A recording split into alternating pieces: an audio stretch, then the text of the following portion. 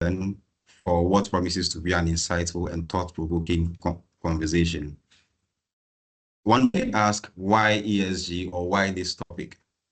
But we would all know that in today's corporate world, ESG, which is the short form of environmental, social, and governance, has evolved beyond a buzzword into more of a strategic imperative.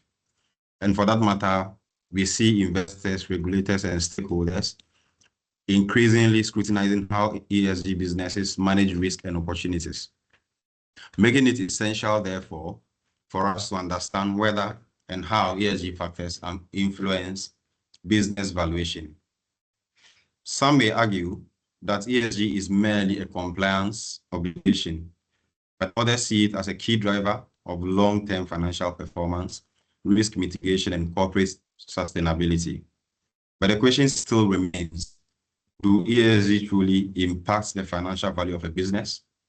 If so, how do they impact that business? That's exactly what we are here to unpack.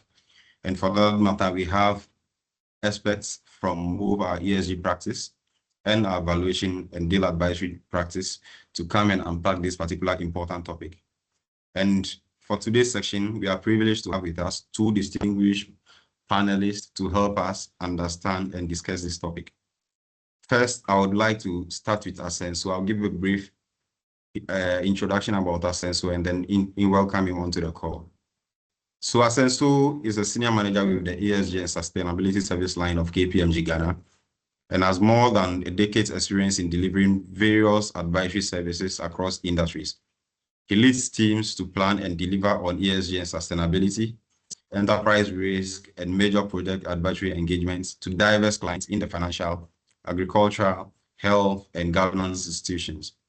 His areas of expertise in ESG and sustainability services include ESG materiality and risk assessment, ESG strategy and transformation, and ESG reporting and assurance. Osei Asenso is a fellow of Association of Certified Chartered Accountants, FCCA, certified internal auditor, member of the Institute of Chartered Accountants with ICAG, a project management professional with PMI, and holds a bachelor's degree in accounting from the University of Ghana. Osei Asenso believes in lifelong learning and is passionate about business process optimization and value creation. Welcome, Asenso. Thank you very much, James. Happy to be here. Yeah, I hope we look forward to a very great time with you. So I'll move on to our next expert, panelist, in the person of Julius Ebenezer Akwe. Julius is a manager in the deal advisory unit at KPMG Ghana, specializing in corporate finance and transaction advisory services across various sectors, such as financial services, consumer and industrial markets, energy and natural resources, telecommunications, and real estate. Julius leads a dynamic team in delivering client solutions in capital markets valuation, due diligence, capital raise, mergers and acquisitions, financial restructuring, and financial modeling. He considers himself a finance teacher for the modern world and often delivers public lectures on interesting topics in finance. Julius is a CFA charter holder and a member of several other professional bodies. Welcome, Julius, and thanks for being with us today. Thank you very much, James. Happy to be here. Yeah. All right, thank you, Julius. So together we'll explore the intersection of ESG and business value on this important discussion. And we encourage you to engage actively. And for our audience, we would ask that whatever the questions that would come into your mind as the presentation goes on, kindly don't hesitate to drop it in our chat box for us so that we'll address them in due course.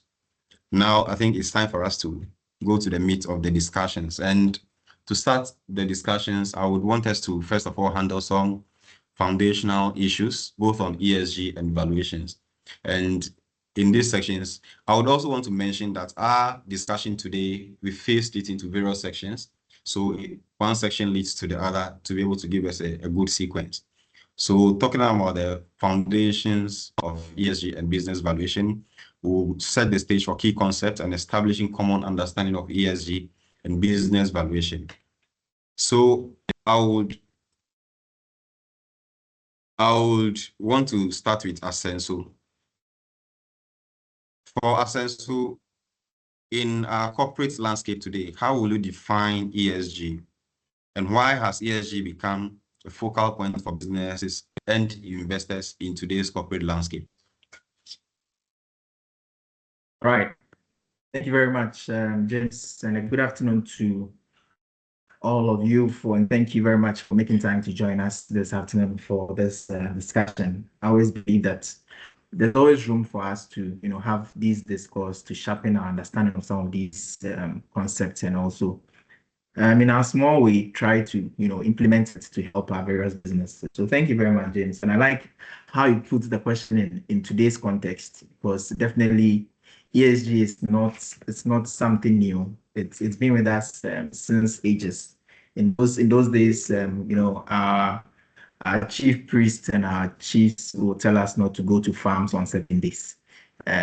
Probably we didn't understand it or equate it to some of these things, but all those things, point to the fact that there was definitely a need for us to, conserve our planets and the environments in which we operate. So in today's concepts, the fundamentals really have not changed. It's still the same on how is our business, or how our business is, how are we looking beyond our financials to assess how our stewardship to the environment that we exist in, to assess our stewardship to the society.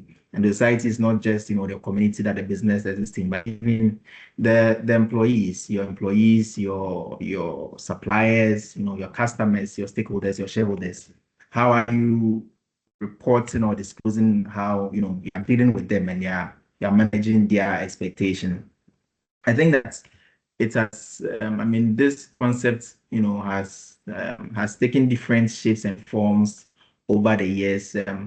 Back in the days, you would hear more of corporate social responsibilities, where businesses are reporting on what support they are giving to the society and all of that. But now it's gone beyond that to include a lot of things that, business are expected to integrate into their business and then also report on. So ESG is not something new. It's a framework that, let's say, our current investors or our current business financiers are looking at businesses to see, how they are going beyond their financials to account for some of these things that they do in the society, and then also even the robustness of the system of governance that they have for their business.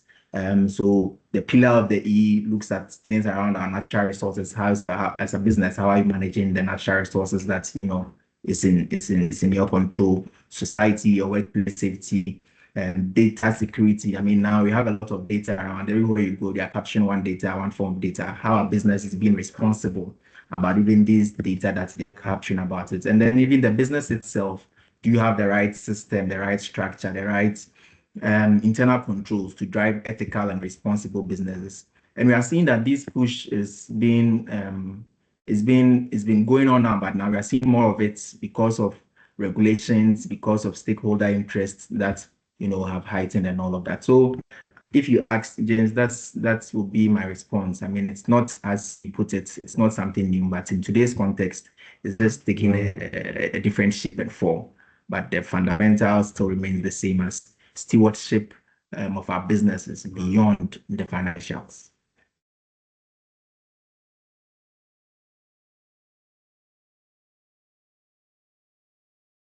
All right.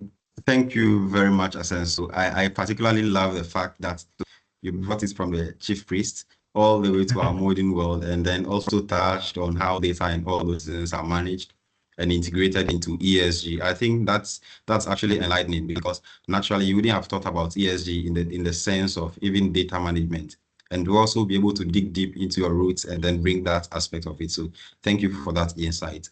And then again, to Asenso, talking of ESG, naturally you would hear the climate side, climate finance, you would hear the social side in the form of DEI. But I would want to ask you, do you think that ESG discussions are overly focused on environmental and social aspects, while governance receives less attention? Or from experience and then your practice, you think that both or the E, the S, and the G are all given prominence in this discussion in practice? Great, great. Thank you very much. Thank you for that question. Excellent one. I mean, yes, I would say that in time past, a lot of emphasis were placed on the environmental and social side. And that is so because in this concept, the environmental and the social is seen more as the tangible, the tangibles of the concept. So if, let's say, you are doing something that is harmful to the environment, everybody gets to see it and everybody gets to talk about it.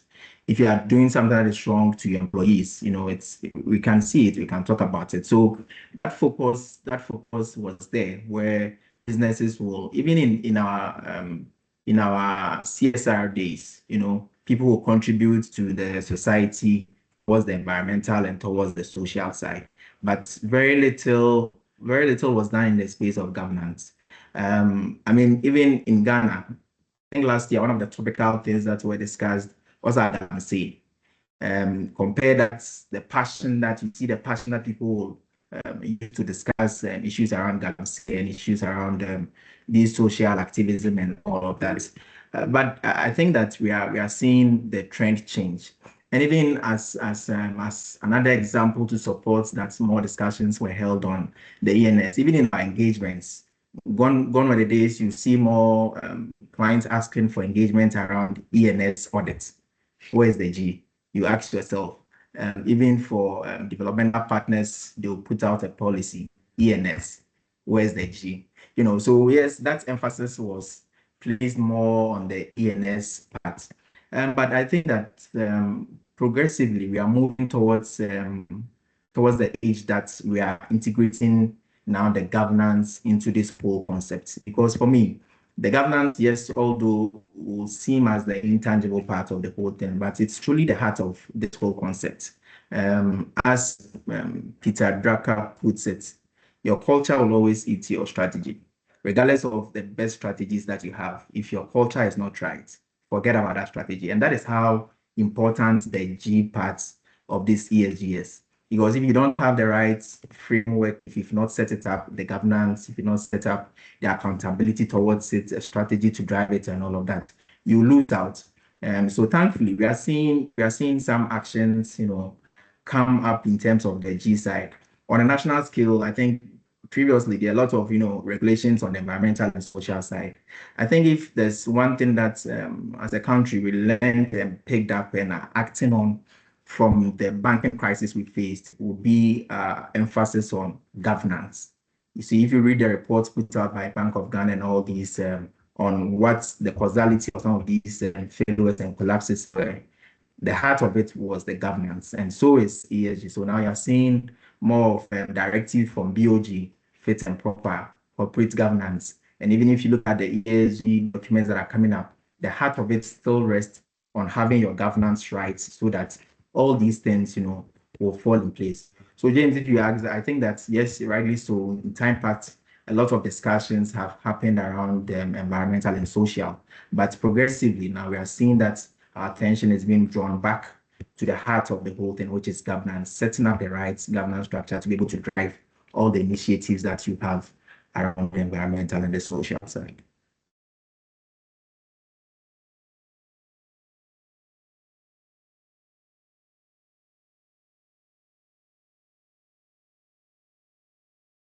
All right. Thank you very much, Aston. So that's quite insightful.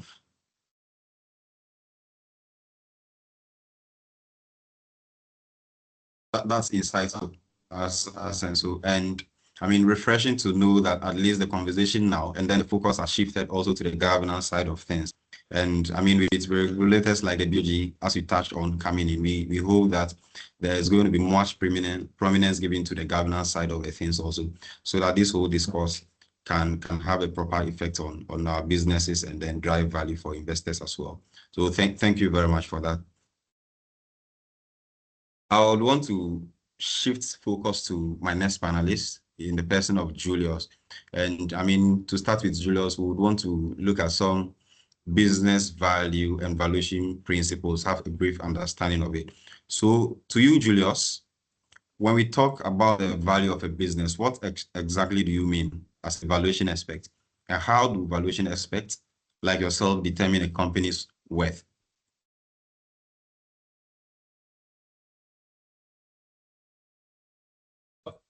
All right, thank you very much, James. And I'm happy to be here once again to talk about valuation.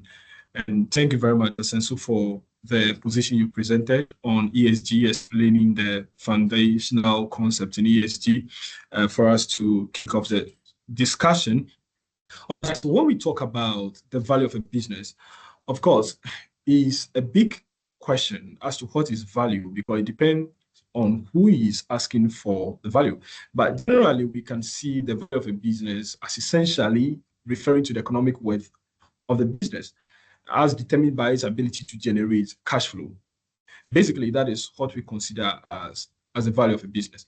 Now, so whenever we try to determine business value, there are multiple ways we can arrive at that value. When you want to determine the value of anything at all, anything you want to think about, all you need to think about is the benefits that will accrue to you from the item in question. Now, the benefits, some of them will accrue to you now, some are going to accrue to you over some timelines. And so maybe over a 5-year period, you intend to get the benefit over that 5-year period. Some of the benefits may be into perpetuity, meaning it's benefit you're going to be getting forever. Now, so these benefits are actually going to be spread across multiple time periods. And whenever you have benefits that are coming in different time periods, it is difficult to compare them just to say that $100 benefits tomorrow and $100 benefits in a year's time do not have the same value in nature. So there is a way you got to express all of them in the same index. It's just to mean that, of course, even if you take maybe a satisfaction you derive from taking a glass of water now and derive from taking a glass of water another time in the day, it may all be different depending on the mood and all that. So you see, we need to express all these benefits in today's term, and then we add all of them together. That becomes the value that you place on the item. So you are considering the benefits you're going to take. That is one. Another way we put value on items is to look at the value of similar items. Sometimes it's difficult to come directly with the benefit you gain from it. So you are looking at similar items. So consider yourself living in a locality, a real estate, where you want to determine the value of your apartment. So all you need to do, maybe you don't have the data on the costing or the cost of reconstructing the same building and all that. So maybe the data available to you is maybe data on recent sales around you, similar houses. So you are going to collect that data, and then you look at that data, look at the specifications of the various houses sold recently, and then look at your house and see, well, this house was sold for so and so dollars, and it has a 5 bedrooms, self-contained, another one 4 bedroom, another one 2 bedroom, another one 7 bedroom, and you try to collect all this data and then match it against your business. Well, your building as well, my apartment have some similarities with those sold. In some cases, the similarities are there. In some cases, they are not there. So you try to find a way of striking some averages and all that. That's another way we come up with a value.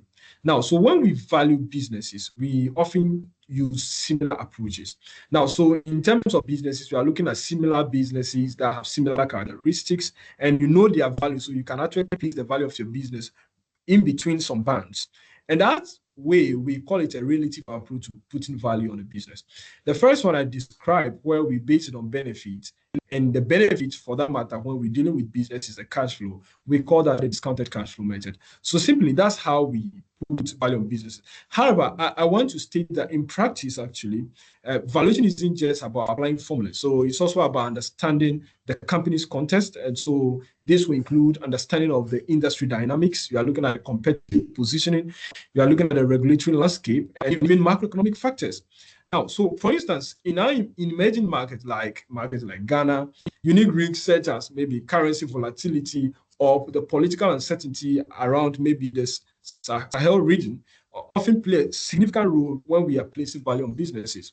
Now, so ultimately, the value of a business isn't a one-size-fits-all number. So it varies based on the assumptions we use, the model we applied, and the specific lens through which the valuation is conducted, such as for investment or maybe for taxation, for litigation, or perhaps M&A purposes. Thank you. All right, thank you, Julius, for the crash course in valuation. Right, when you were speaking, you mentioned the fact that valuation is about determining the current value of all the benefits you are going to get in future. And then you look at the fact that in some instances, you would have to look for other companies to actually compare with whatever company you are valuing is. And I think you're touching on my question will come from the last point of your submission, where you said that sometimes you need to even look at the currencies and maybe the business environment. Are you therefore saying that beyond the company, things that are within the control of the company, there are other things that are outside the control of the company that we should consider when performing valuation?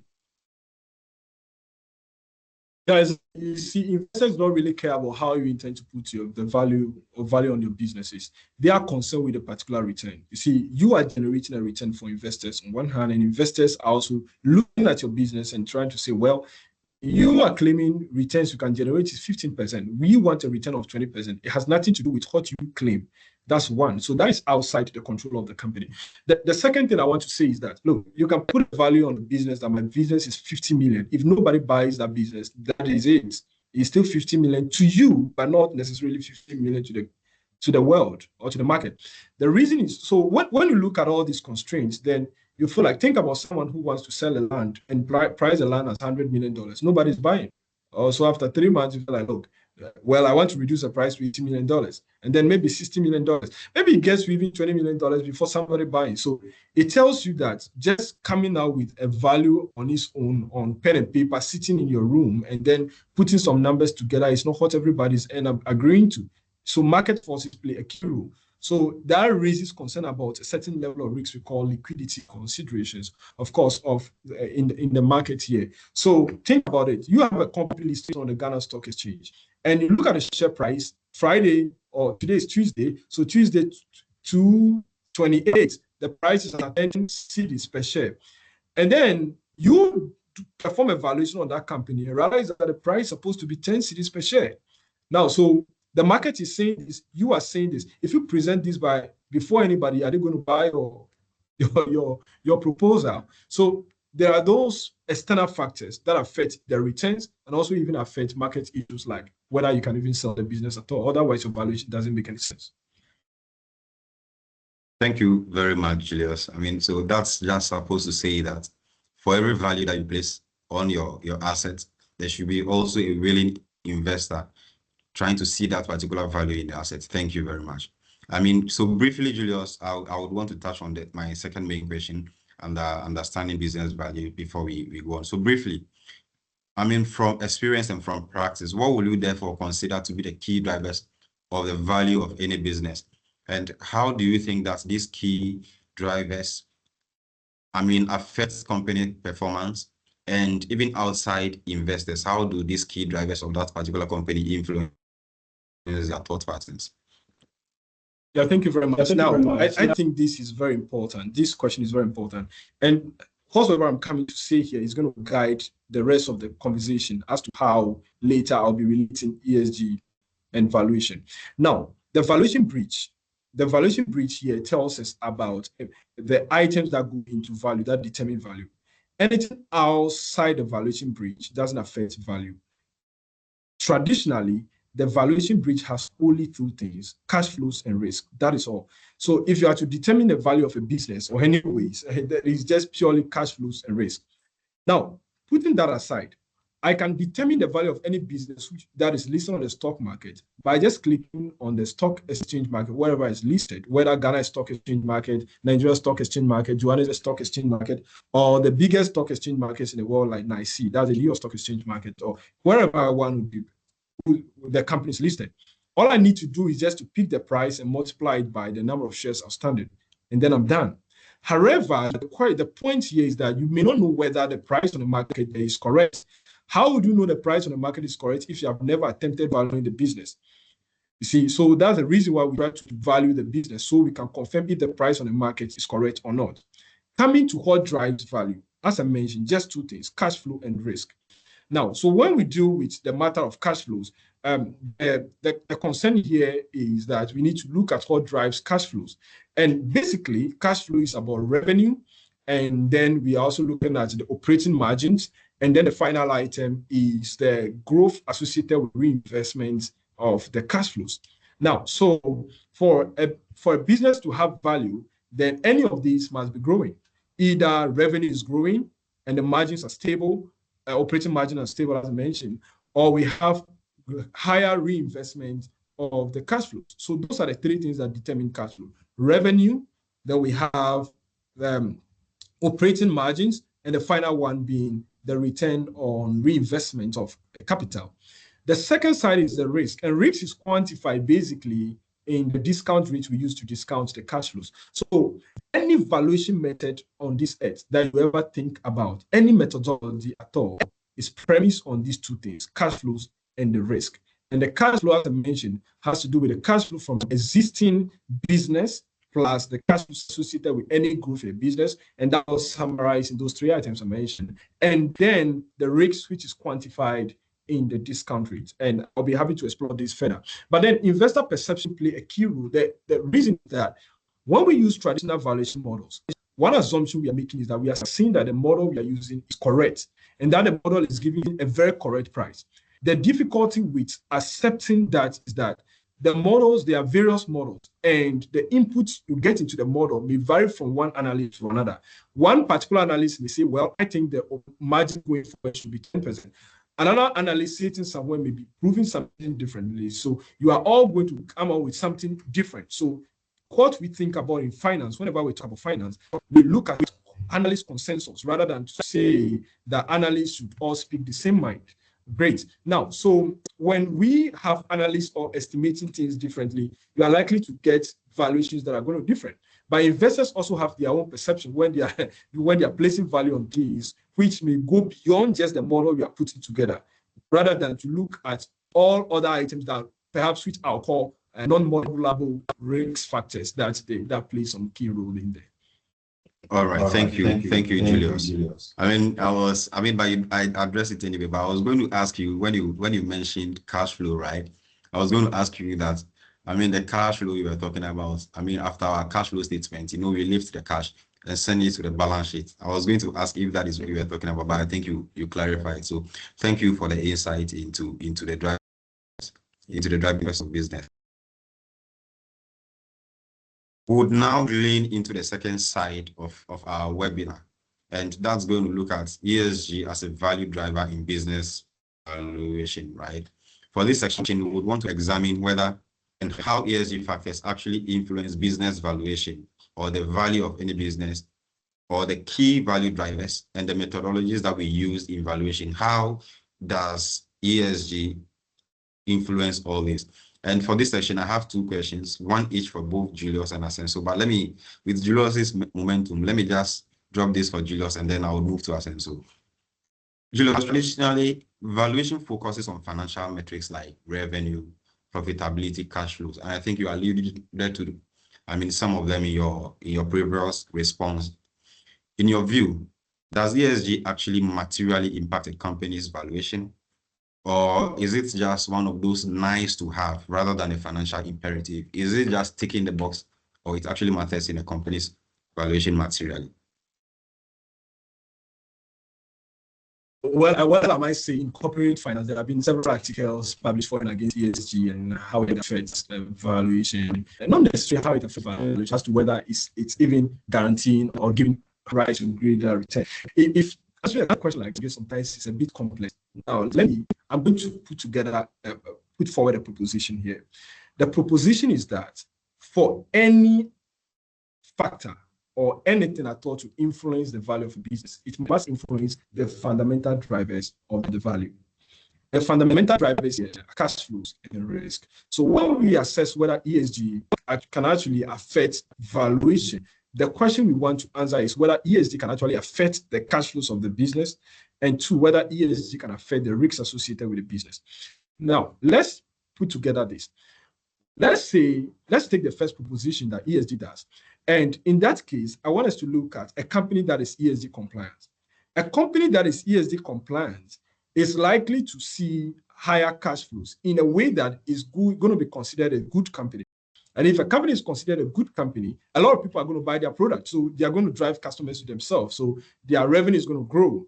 And if their revenue grows, they are likely to have higher operating margin because they're not going to have problems. They're not going to have legal lawsuits and all that. They are not going to be having those things. So they are likely to have higher operating margins. So with a higher operating margin and the revenue that is growing, when you add the two together, then it tells you that cash flow is going to grow. Now, coming to the risk side of the argument, a good company is likely to attract funding from the market because a good company is likely to have higher share prices. And that is if the company is listed on the stock market. And if the company is listed on the stock market and the price is rising, effectively the cost of equity of the company or the return required by investors will drop. So, and then also from the side of the banks that give debt, a good company is likely to attract lower funding. So when you put all this together, the argument is sounding positive that ESG actually impacts the valuation of a business. And then in that, ESG is going to grow the valuation of a business. Now, let's look at a bad company that doesn't do any of these things. A bad company will see a lot of customers shunning their goods. A bad company will fall into serious troubles and they need to pay huge legal costs. And that also means that their margins are going to decline over time. They may make good margins now because they're bad companies, but then over time the margin declines. Now, so a bad company may, because the margins are declining and people are not showing great interest in the product, they are likely to have the lower propensity to invest in new assets for revenue to grow. Now, when you come to the risk side, a bad company is less likely to have funding from the banks. And also a bad company is likely to have a decline in their share price, therefore their cost of equity is likely to be higher. Why is it higher? Oh, it's likely to be higher because we are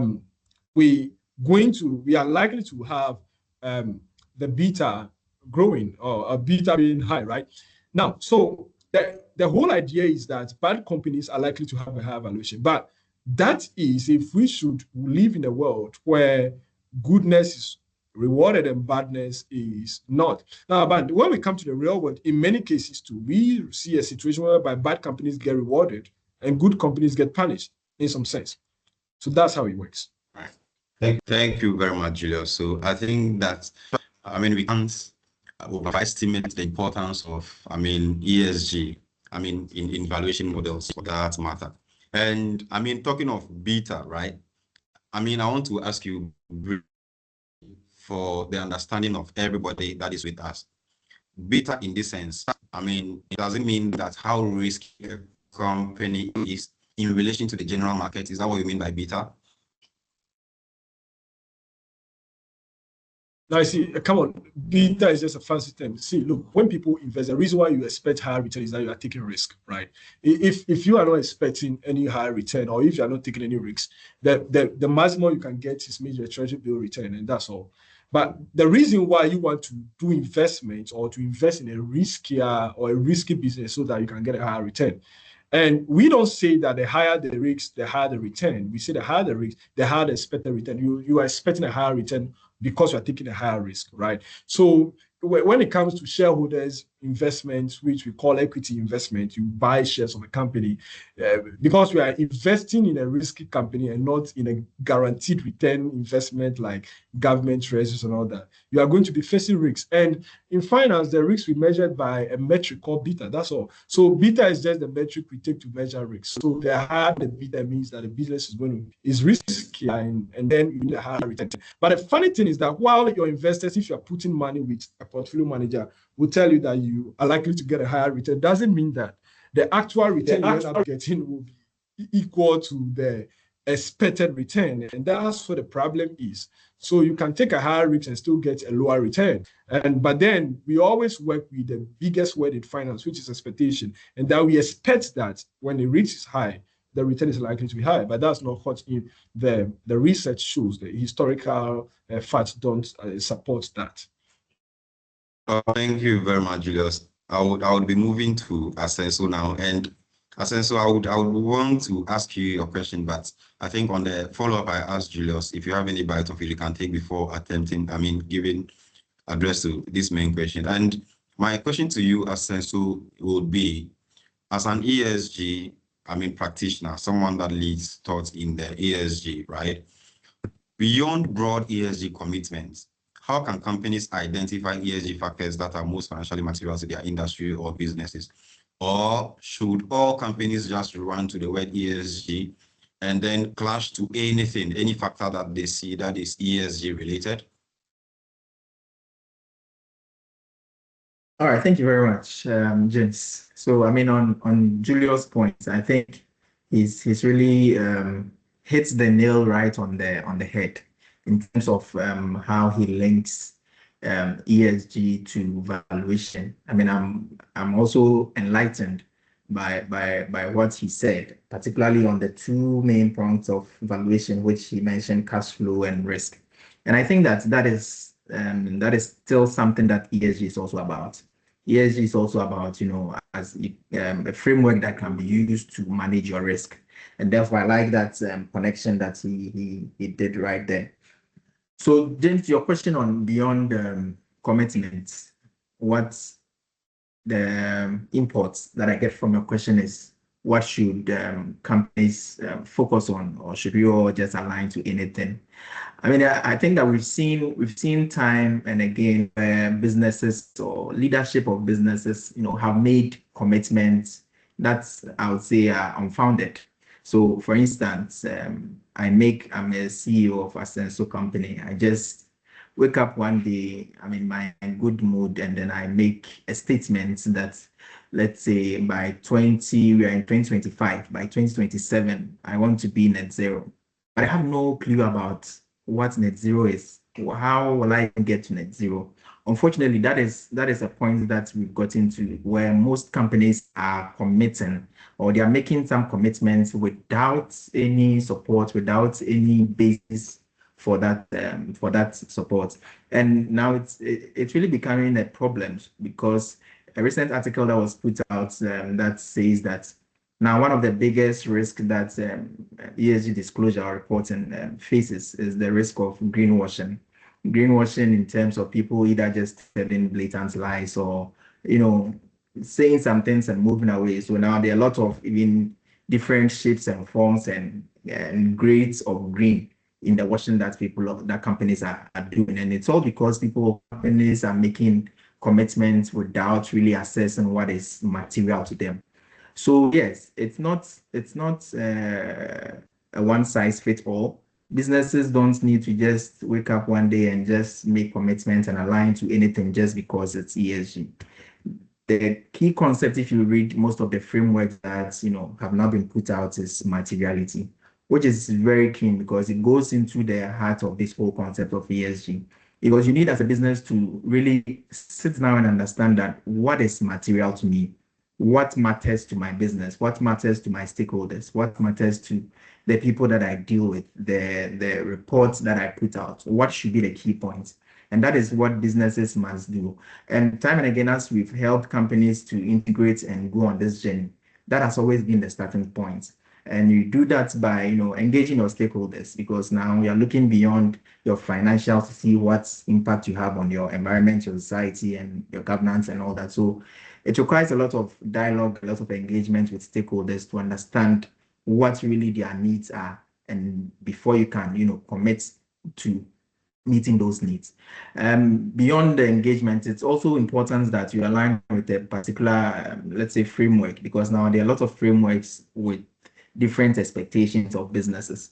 So as you go about having that ambition set, that, okay, I want to do this. Now you come back into the framework to say that, okay, if this is what I want to do, what are the material topics that I need to align with as a business? So for instance, if you are picking any of these SDG goals to align with, once you pick the SDG goals, now you sit down to say that, okay, if I want to reduce hunger, zero hunger, what are the initiatives that I can take to be able to get there? So James, if you ask, I think that would be my response. Definitely companies, we all cannot fit and do everything that everybody is doing. It definitely needs to start from that point of materiality, where you assess what matters to your stakeholders.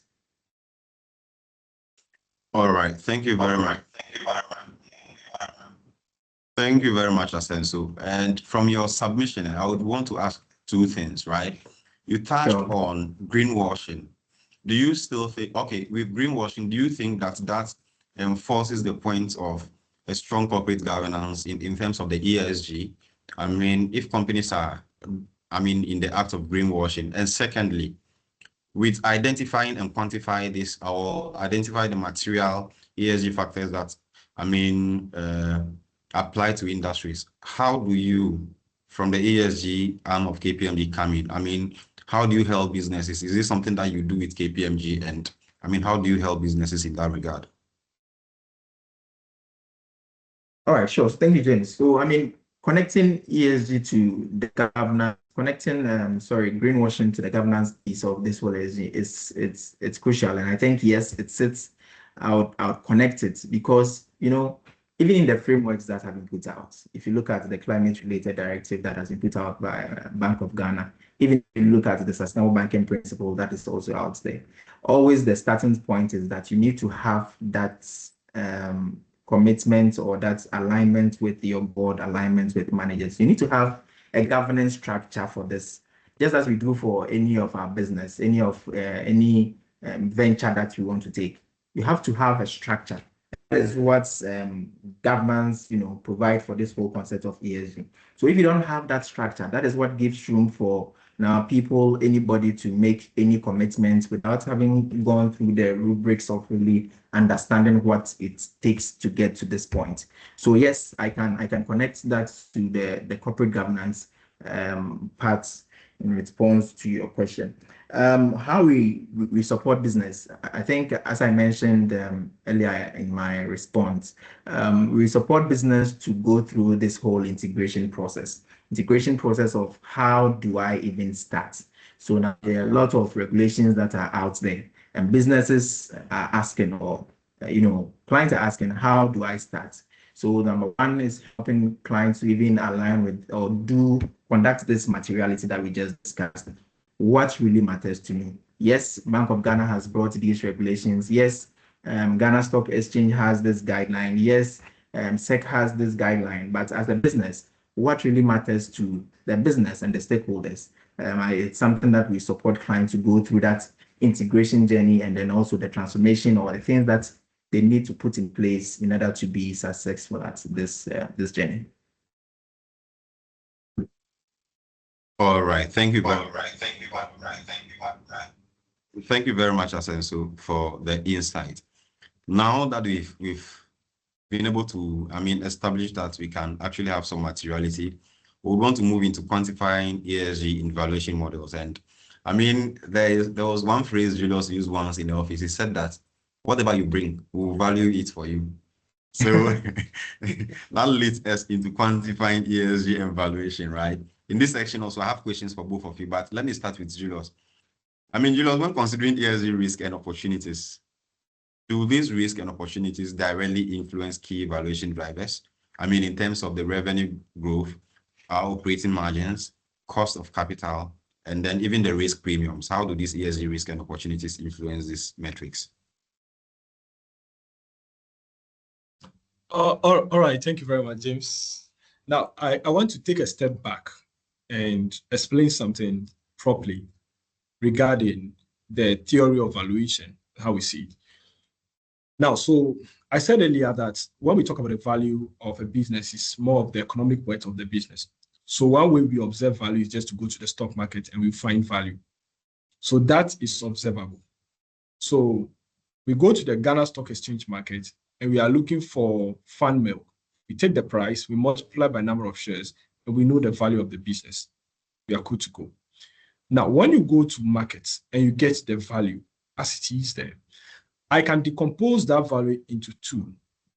We have the modelable component of the value and the non-modelable component of the value. But what I mean by modelable component is when I build a valuation model, the aspect of the value on the market that I can explain by my valuation model, and then the aspect of the value that is unexplainable by the valuation model. I call that the non-modelable component of value.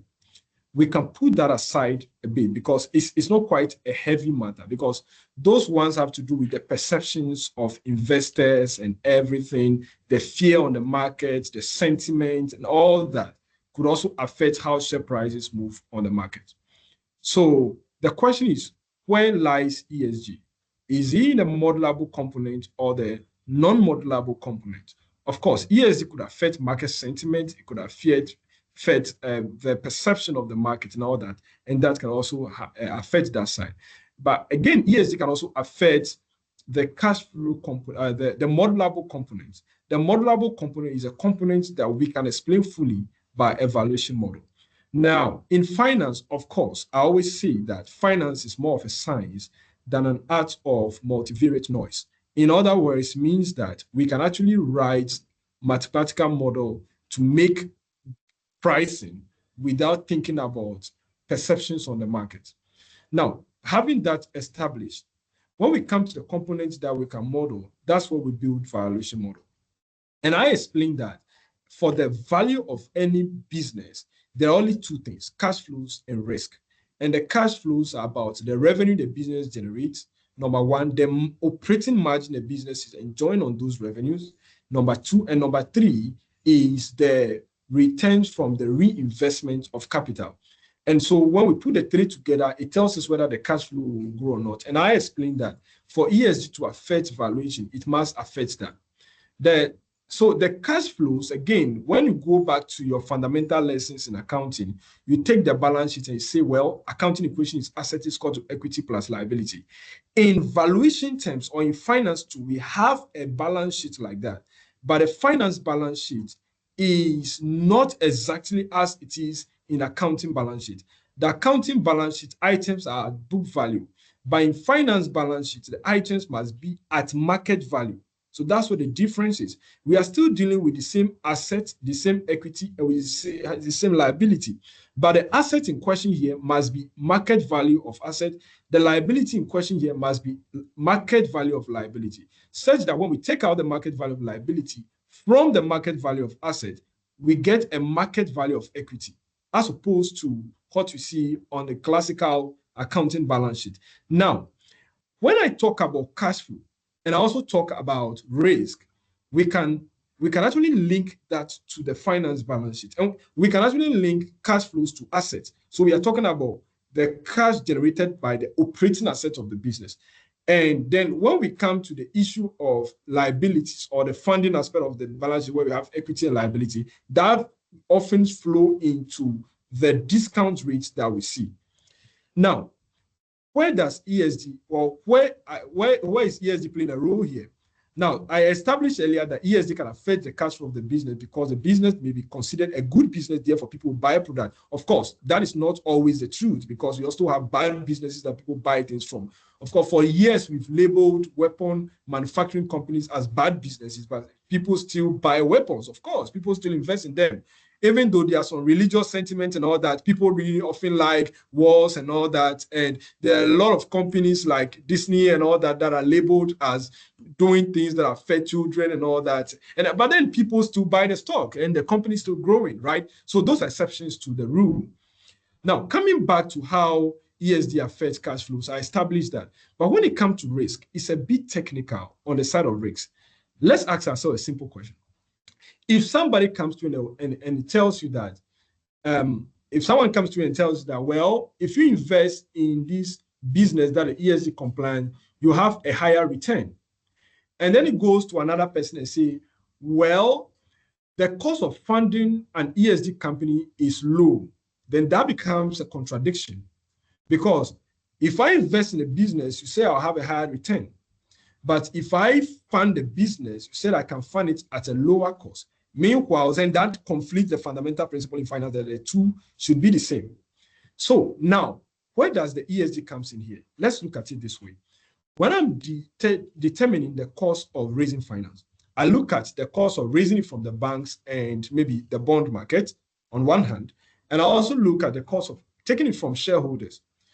Now, when I'm going to the ESG, maybe impact funds and all that, to borrow from impact funds, they're likely to give me the money at a lower cost. So when impact funds give me the money at a lower cost, then the principle is that many people say that will reduce your cost of debt funding, and therefore that would reduce your discount rate, and that should increase the valuation of the business.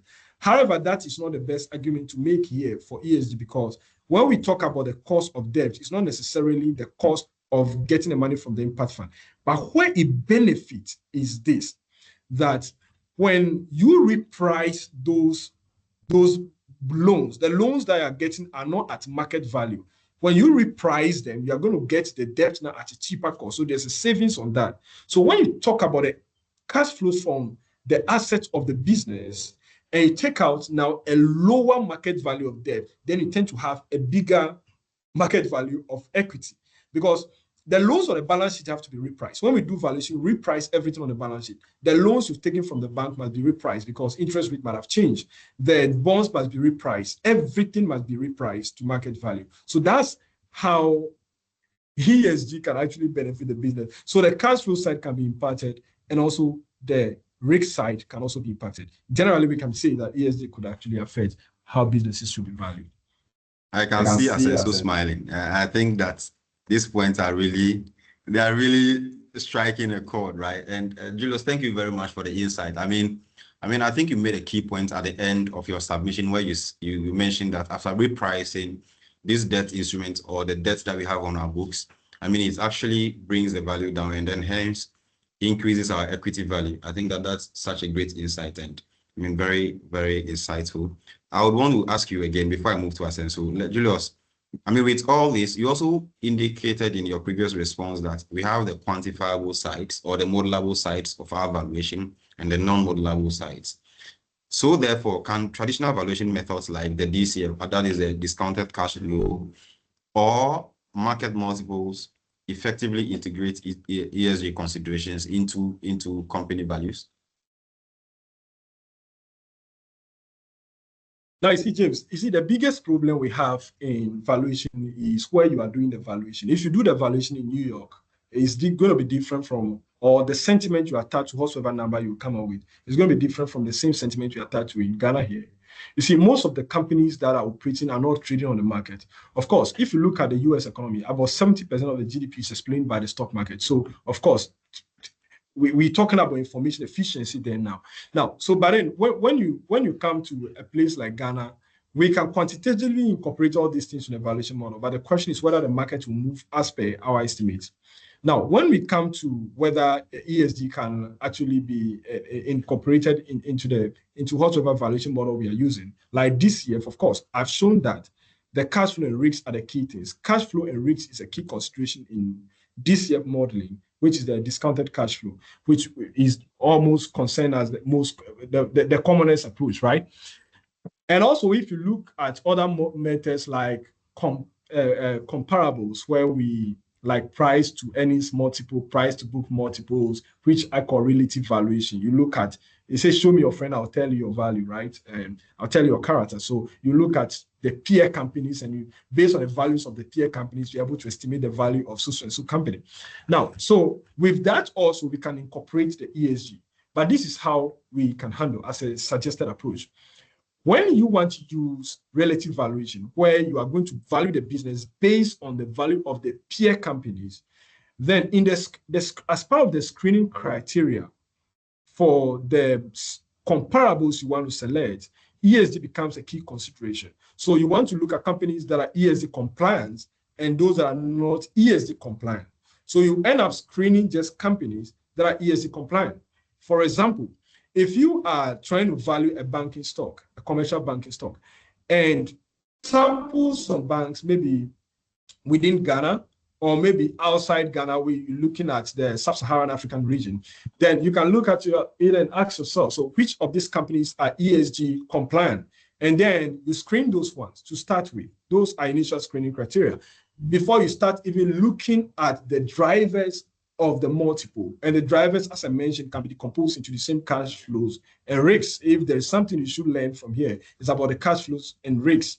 So you decompose that. So that's one way you can address that when you're using the relative valuation. But for discounted cash flow, that's what I spent a lot of time on, where you're going to be addressing those considerations by either incorporating it into the discount rate or the numerator, which is the cash flow you're considering.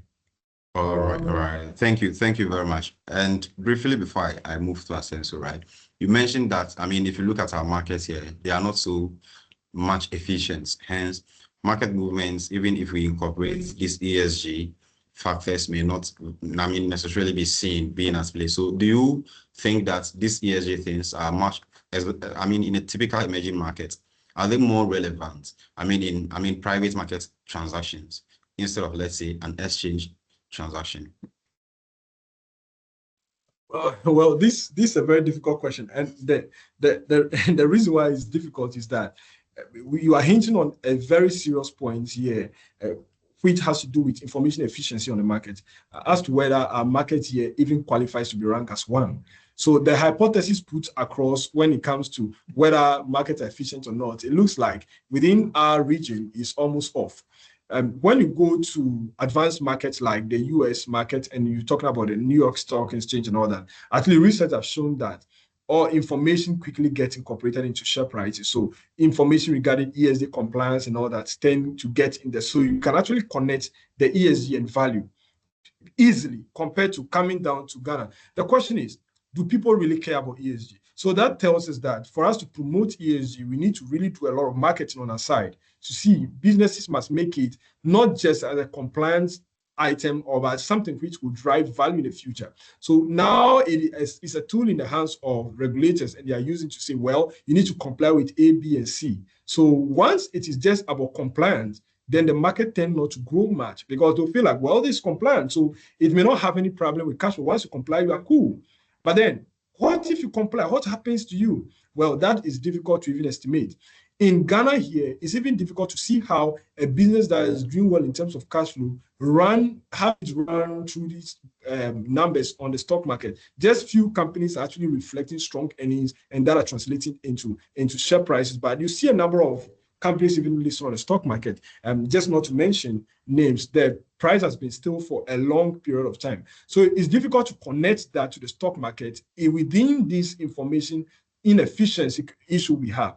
However, when it comes to private transactions, now the question is, why would someone be concerned with ESG? Well, because maybe the fund investing in the business is an ESG compliant fund. So it's an impact fund, and they don't want to invest in so and so business. They want some specific criteria that agrees with ESG, right?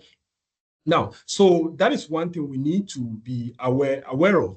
So the question is, if a venture capitalist comes and they say, well, today I'm going to invest in company A, and their objective is not to hold it forever. At a point, they're going to sell it out. So the question then is, what drives their valuation? Is it ESG?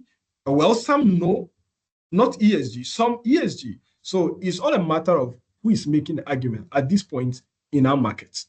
But we pray this market is going to grow. Maybe you get to the advanced stage where information efficiency improves significantly. Thank you, Julius. I mean, the bigger the market, the deeper the market, the more fun it gets. So, I mean, I think we are grateful for that insight. So, Asenso, back to you.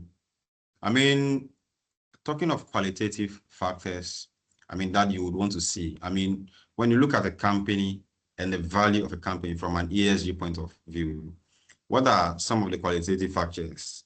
I mean, maybe reputation, regulatory compliance, that you think that investors should consider alongside traditional metrics like the revenue growth, the operating margins that we just discussed previously? What are some of these qualitative factors that you think that we should, I mean, investors or even we should, I mean, consider and prioritize when looking at the value of companies? All right, sure. Thank you very much, James. So I think that you've touched on a couple that is very, very important. I mean, definitely, if you are doing your valuation, traditional valuation, or even modern day valuation, I think that the reputation is key. I think we've seen over and again how businesses that got some negative publicity and media attention, how they have suffered in this regard. Even as a country, I think Ghana at a point there were a lot of threats relating to our cocoa sector when there were some conversations around Ghana using child labor and then also not paying the rights amount to our farmers. And even I think last year when we were discussing galamsey issues, it also came up another threat that's how safe is our cocoa. These are all reputational issues that affect businesses, countries, Ghana, and even businesses in the cocoa sector. So those things are very important. I think I've had the opportunity to be on some engagement that we're looking at due diligence for a target company. And I was surprised. One of the key things that we looked at was in terms of the governance side, the structure of the board, the advisory council that was in place. I think it even went deeper to look at some of the key persons in the business, whether they had the right qualifications, because the business that was also, acquiring and valuing this business or this target company wanted to be sure of what premium or what value it's giving to this target business. So these non-quantitative things, beyond the financials, beyond the check-in, all of that, some premium is also put on the governance. Do you have the right governance sets? Even the structure, your internal controls mechanism, are they robust enough to assure, stakeholders of any risk that we are managing? The capacity and competencies of your team members, that still goes into even how trainings are conducted, how employees' skills are honed and all of that. Another key thing, another non-qualitative factor that I've seen business consider in these evaluations will even include even what competitive advantage you have. Is it even by share of just your market size, or even how you're able to innovate and how you're able to stay resilient in crisis? So for instance, if a company is targeting, or if a company was targeting to acquire a business, let's say in the past 2 years, where the order of the day was remote working, do you have the structures to be able to support remote working? If a company is valuing a business like that, definitely some of these non-quantitative factors are giving premium.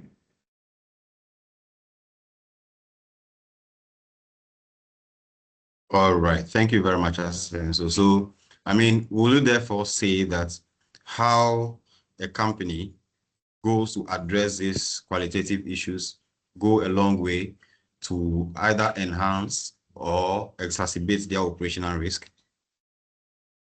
100%, James. 100%. 100%. The intangibles are as important as the tangibles. In this case, these non-quantitative values, like your reputation, your regulatory compliance. So that's why even in some, again, engagements I've had opportunity to join, they will look beyond your financial to see that are there some, pending cases which could wipe all this value that you've created in your financials. And after reporting, all those things are considered, and mostly they are non-quantitative. So yes, 100% I agree with you on that statement.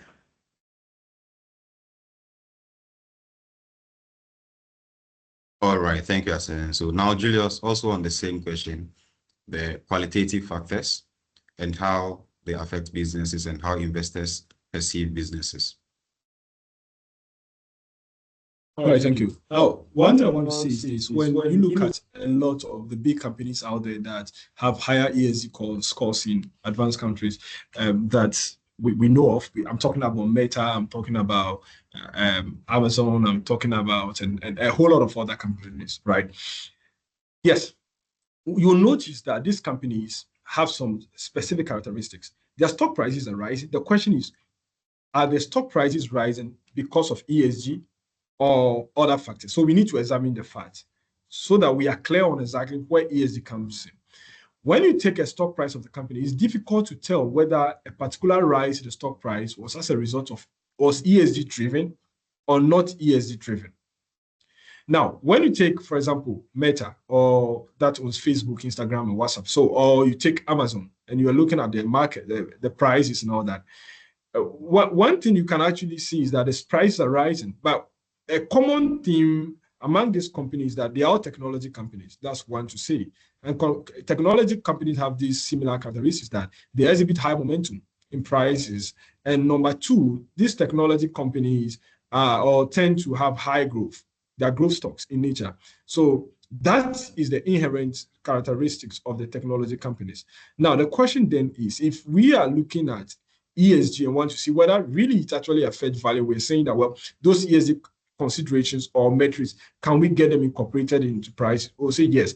In a way that, number one way to handle that is this. You can handle that through the discount rate to say that, well, if you take two companies, one is ESG compliant, the other is not. The one that is not is likely to suffer a higher backlash from regulators. So it follows that the one that is not, or the one that is likely to have a sustainable and a more predictable cash flows.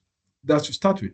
The second point is, if you take the same two companies, then you can say that, well, the one with a higher or ESG score or doing well in terms of ESG is likely to be perceived to have a lower risk. Therefore, its beta is going to be lower. However, it depends on the industry you are dealing with, because ESG entirely doesn't explain the required rate of return. The required rate of return is actually explained mainly by the business fundamentals, which we should be aware of. However, we can still incorporate these things into business valuation. By number one, if you take the relative valuation approach, when we are screening for comparable companies, we can take ESG consideration and use that to screen. And then when we're looking at the discounted cash flows too, you see whether ESG in any way can actually help sustain competitive advantage for the company in question. Because now if you see all companies doing the same thing and they all comply with ESG, then where is the value at the end of the day? Because everyone is doing the same thing. So it is always someone not doing it and someone doing it. That's where you actually see the difference in value. All right. Thank you, Julius. I would want to ask you, Julius, in terms of valuation models, let's say taking a build-up approach to building your discount rates, or let's say an expanded KPM, where you can put a company-specific risk. Do you think that these qualitative factors will be factored into those particular models, say the build-up approach, where you can add other adjustments, or the expanded KPM, where company-specific risk issues can be addressed? I think James is taking this too technical. Well, but what he's trying to say is that, you see, when we said evaluation dwells on just two things, the cash flow and the risks, and we measure risks by, we need to put some numbers to risk, right? We can't just say risk. So a way we put some numbers to risks is to quantify it and use some funny models that actually helps us to measure risks. And when it comes to risks in equity investment, there is one simple model we always use. We call the capital asset pricing model. The problem with the use of models in that nature is that that particular model assumes some things, for example, that it should be used in advanced market for large companies, but that's often not what we see in emerging markets. Our market is not an advanced market. Our market is not developed and all that. So there are some additional maybe premium we need to add to that whatsoever measure those models are giving us to compensate for the market we find ourselves in.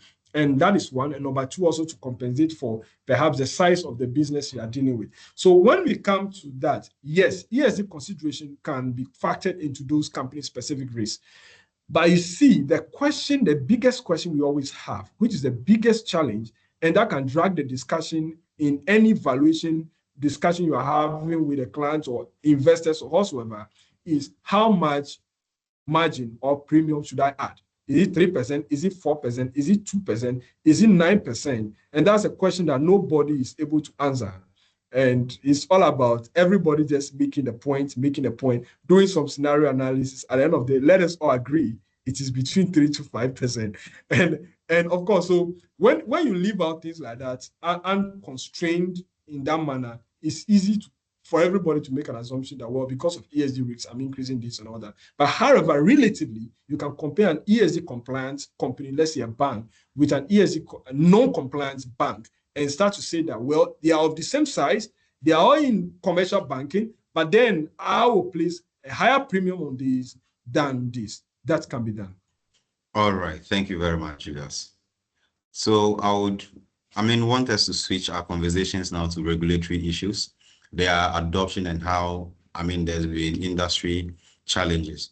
So this section will largely explore the evolving regulatory landscape, industry challenges, and how different sectors are responding to ESG integration. I would want to start this section with Asenso.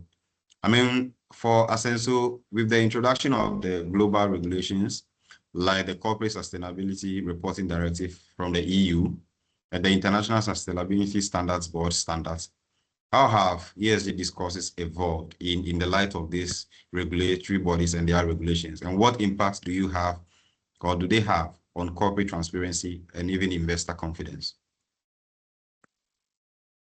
All right, thank you very much, James. So, I mean, I would say that now we are in a lot of regulatory regimes. I think previously one biggest challenge that we had with ESG disclosure was the fact that one, there was lack of standardization. There was lack of standardization, as in there were fragmented frameworks that companies could just subscribe to and just do their reporting. And what that resulted in was difficulty for investors to measure what we are doing. So, for example, if I take a Sensor company and James company, because we are all using different frameworks, now I'm not able to compare what you're doing to what I am doing. And I believe that definitely was a challenge for valuation and even for disclosure. Another thing was also the nature of even the disclosure. It was more relaxed, more voluntary. People just decide that, okay, I want to report this year. And then they will pick any framework and go about doing the reports. And it wasn't focused. I mean, you couldn't tell really what the focus was. The company could today report on, let's say, its environmental initiatives. The next year will not talk about any of the initiatives that it spoke about the previous year. We'll just move to something else. So the focus on materiality to stakeholders, was also lost in that structure. But now what we are seeing with the development of these regulations, and it's bringing some structure to this whole disclosure. And that is enforcing the transparency that we want to see in our business. Just as we have for financial reporting that with IFRS. Now, if I pick James' company and I pick Asenso's company, I'm able to compare our numbers because at least we are all using the same principle of IFRS to do the reporting. Now, what these regulations are doing is that it's bringing that ease of comparison for us to be able to compare easily. And now most of the regulations that have also come up, they focus on materiality because, as we spoke about in the introductory section, there are a lot of things that you can report on. If you take the SASB, SASB has material topics for about 77 industries. So which of the topics are you going to talk about as a business? But then with these regulations, one key concept that is embedded in there is materiality, where it forces business to look at only the things that matters. And just as Julius mentioned, that the key factors to valuation are cash flow and risk. It's looking at what are the risky issues for you to report on. And that is one thing that we are seeing with the regulations like the Corporate Sustainability Reporting Directive, and then also ISSB, IFRS, S1, S2. For investors and for businesses, I mean, and I think for all of us, one thing that these regulations, one thing that they are doing for us is now it's created a lot, it's elevated the discussion of ESG. Now we have ESG discussions across boardrooms because if the regulator is asking you to report, definitely as a business, you'd have to take action to implement some initiatives before you can have the opportunity to report on. For investors, it's giving them a view of better risk assessment. So if you take any of these regulations or any of these frameworks that are out there, it gives you some toolkits that would help you to do your risk assessment. And because you are going to report on that later, at least it enhances the robustness in businesses conducting these risk assessments to know which aspects of their businesses are at risk.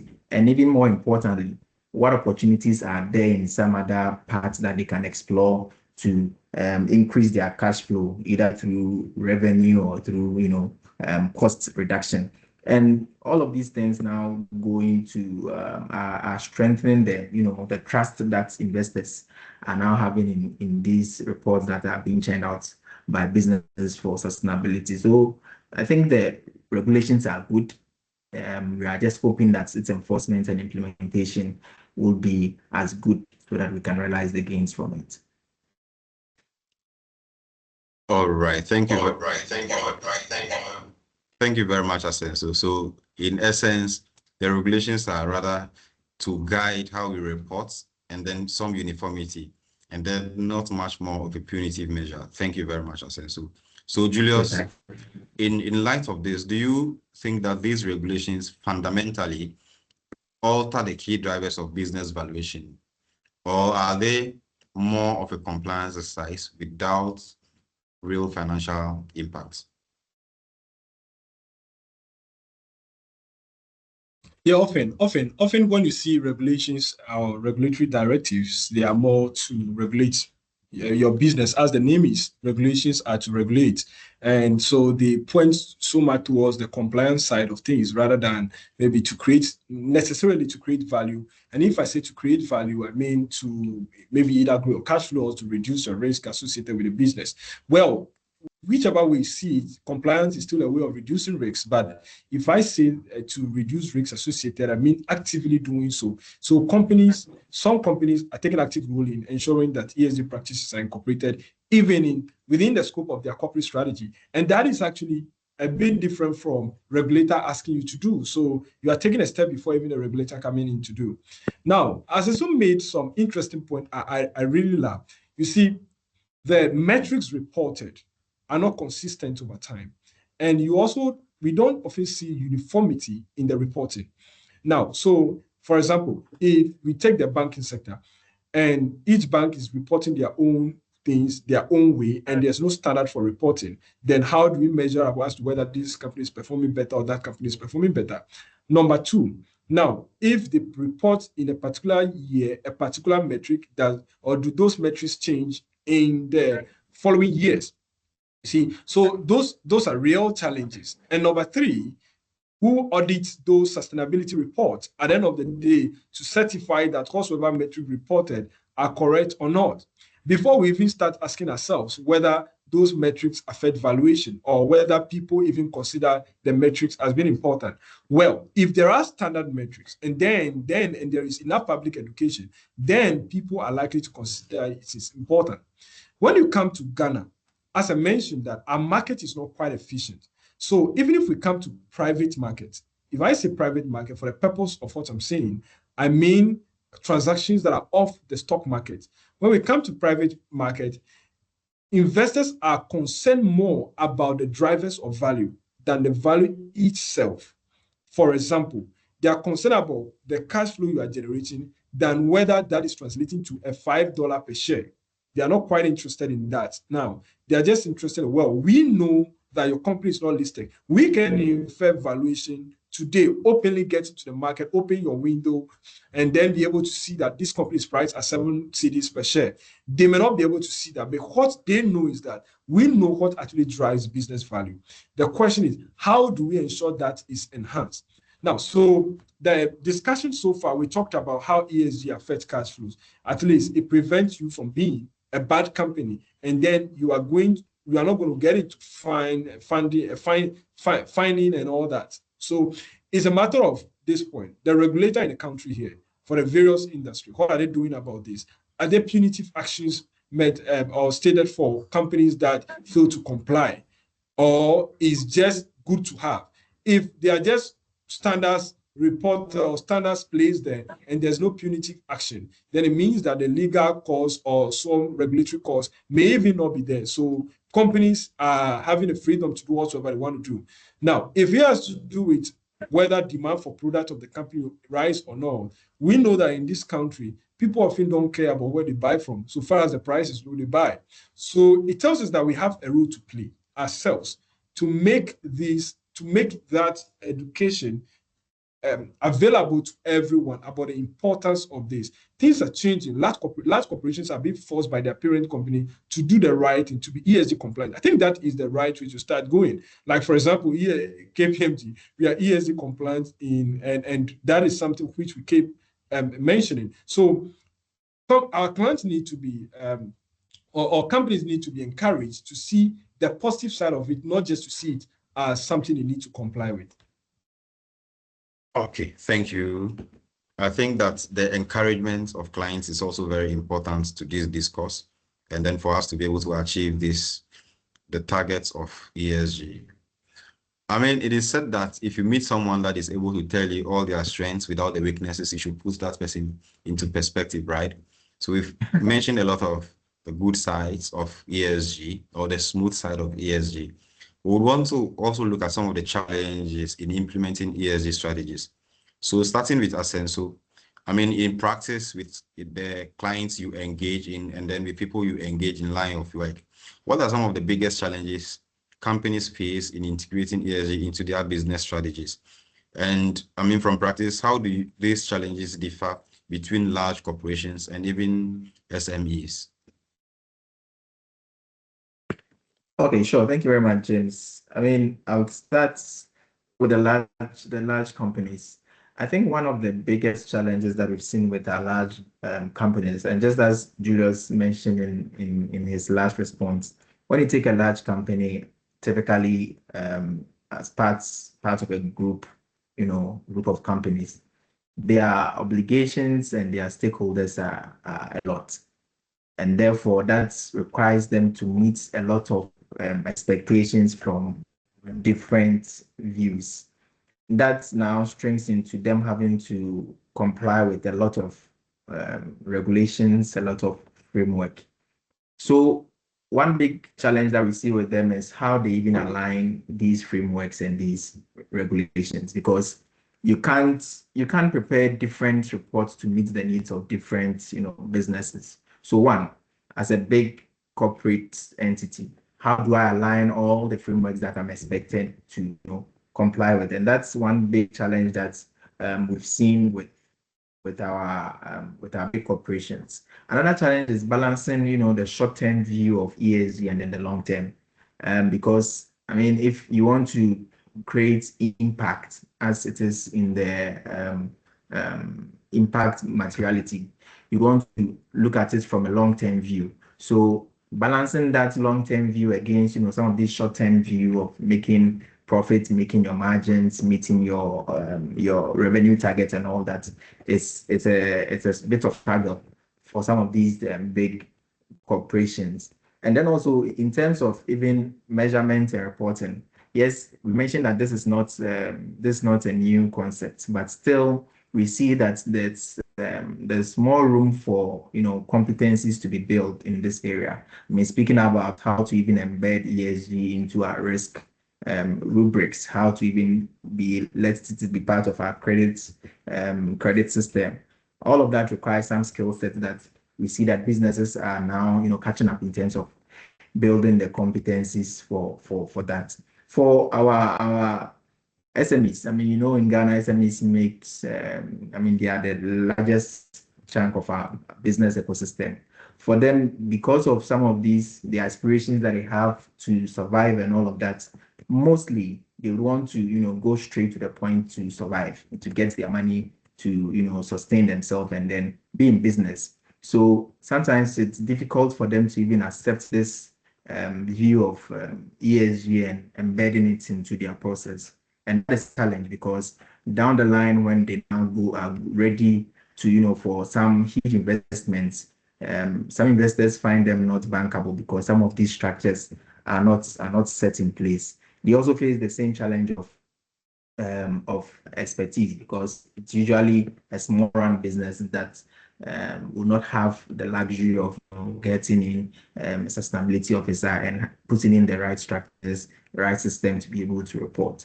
So indeed, there are some challenges that are faced by both the large corporate entities as well as our SMEs in integrating this concept into their business.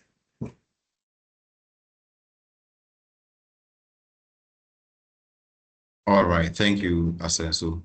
And I want to believe that, I mean, with all the challenges that you raised, there are procedures in place to be able to better address these ones going forward, even in our local markets here. And then I believe that, I mean, KPMG will be in the forefront of helping address those issues for our clients and then even the bigger markets in Ghana here. And I mean, with the SMEs, you also indicated that because they largely may not be that profitable as compared to the big corporates, it is quite difficult for them to accept or adopt these ESG practices. Briefly, do you think that regulation can be tiered in a way that can help them also assimilate these ESG practices, and not maybe a sweeping regulation that may one way or other be a negative to them? Yes, most definitely. I mean, that's one of the challenges we face in our regulatory regimes for our businesses in Ghana. But I mean, thankfully, for some of the regulations, it's actually put in tiers. So if you look at even the climate-related directive that BOG has put out, yes, although there's a regulatory framework for all these financial institutions, but the implementation of it is put in tiers such that the businesses can, take some time to be ready for compliance. And similarly, even if you look at ICAG's roadmap for adoption on reporting, it puts businesses in tiers in terms of your revenue size, in terms of all of that. That will again give you some breathing space as an SME to, put your house in order for you to comply with some of these expectations. So yes, the regulation may be, a big blanket one, but the implementation of it, we've seen from our regulators how they are facing it and putting it in tiers to accommodate our SMEs. All right. Thank you very much, Asenso. I mean, let me take Julius on this question, right? In many cases, I mean, a company's strong ESG performance does not necessarily translate into superior financial performance or higher share prices, particularly in emerging markets, as you alluded to earlier. But what are the key reasons for the disconnect? And should investors and analysts reconcile ESG considerations with traditional financial metrics? Yeah, all right, thank you very much. So when it comes to what we see on the paper or in the books and what we have on the market, there's a bit of a disconnect all the time. And so that's where people who manage funds for individuals and also for institutions have to make a decision on whether what they are calculating is correct or what the market is reflecting is correct. And that is always the argument that are faced by managers. Now, so when for example, I see the price of a stock or a company stock on the market, let's say I see GCB and I see it traded at 3 point something or 5 point something cedis per share, then I value it and I'm getting something different. Then the question is whether the market is right and I'm wrong, or I'm right and the market is wrong. Now, so there are factors that explain that. Number one has to do with information efficiency, as I alluded earlier. You see, the market in Ghana generally is not even weak form efficient. The research has shown 3 levels of efficiency in the market. For a market to be efficient, it's either a weak form efficient where it reflects only past information and all that, and there are others called a semi-strong form efficient where it reflects present or current information made available to the market, and or very strong one where it reflects even very private information that are not made to the public. Of course, the hypotheses are tested, and the last one, which is a strong form, doesn't actually exist on the planet, and that's the reason why insider trading is still a difficult thing, and you are still going to be penalized for insider trading. But then the best markets on the globe are actually semi-strong, like the NIC and all that. Now, coming back to why that disconnect, it's all about the fact that the information the company has and the information the market is pricing in are different. Number one, it has to do with whether the number of analysts following that stock in question. So an analyst actively valuing this stock and making investment decision on whether they should buy the stock or sell the stock or hold the stock. Are those decisions actively made on that stock? Number two, the we are even looking at maybe the proportion of those shares that are traded on the market. Some of those shares are held by individuals or corporations, significant quantity, and they are not even trading them at all. So you don't expect prices to move on the market. So that's another reason. Recently, when we have the DDP program, it affected several banks' stock prices on the market. They fell significantly at around August 2023. So those things fell significantly. But then over time, you start seeing some recovery as market gain confidence that these banking stocks are going to do well. So the responsibility lies with the company as to how they communicate with the market. So investor relations become very key in communicating your facts to the market. So the market gain confidence that this business is doing well, and then they will tend to recommend these stocks in their portfolios. And as they recommend more and more of these stocks in their portfolio, and some also selling the stock, some buying, it creates some kind of like trading activity on the market, and that affects efficiency. And in the long run, it helps to ensure that information flows efficiently, and you can start seeing the ESG factors also speedily reflecting on the stock prices.